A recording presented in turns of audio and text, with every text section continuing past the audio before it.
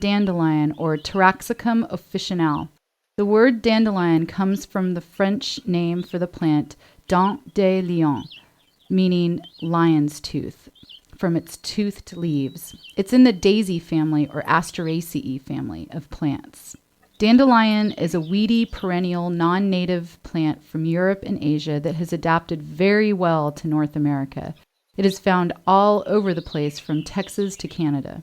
Because of its affinity to lawns, many people see it as a troublesome weed. Dandelion has what is termed a basal rosette of leaves, meaning its leaves spring out in a circle from a central location on the ground. Singular inflorescences or heads of flowers shoot up from the middle of these basal leaves on a short, hollow stalk on what can be anywhere from 1 inch to 12 inches long, depending on how old the plant is and how much rain it receives.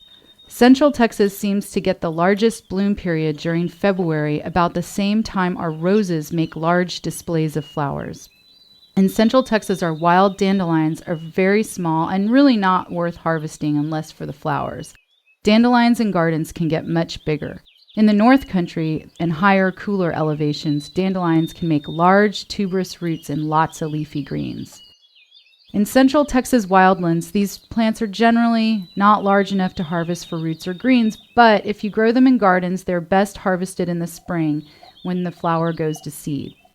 If harvesting for the root, the plant should be at least 2 years old. Many plants that look similar to dandelion are often misidentified as the plant. Make sure you understand the lookalikes before trying to pick. Dandelion greens were most often used as a food, containing significant amounts of protein, fiber, calcium, iron, magnesium, phosphorus, potassium, beta-carotene, vitamin C, and vitamin E. There is much folklore surrounding the dandelion, including blowing the seeds off a ripened head to carry your thoughts or intent to another person. The roasted root was commonly used as a coffee substitute. Medicinally, the plant was thought of as a spring tonic to purify the blood. Dandelions were used by physicians and written about in China as early as the 7th century and then by Middle Eastern physicians by the 9th century for everything from digestive disorders, skin problems, to inflammation in the body. Another name for dandelion in French is pissenlit, piss in the bed, referring to the ability to expel retained water in the body through urination, and at the same time, it contains potassium, which can be leached from the body if urination is increased and is often supplemented when people take commercial diuretics. Dandelion has been used to treat everything from liver disorders, mastitis, to diabetes. The plant is considered bitter, sweet, and cooling to the body. I use it as what is termed an alterative in herbal medicine. The plant has the ability to gently shift the body back to health through the gentle cleansing action it has on the liver and kidneys.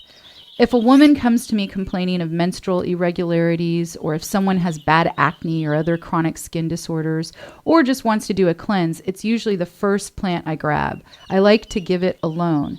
A decoction made from the roots is a very tasty tea, especially roasted. The greens can be purchased from health food stores and added to salads. Remember the next time you see dandelion that it's more than a weed. It's a cooling cleanser to our digestive tract and a nutritious food.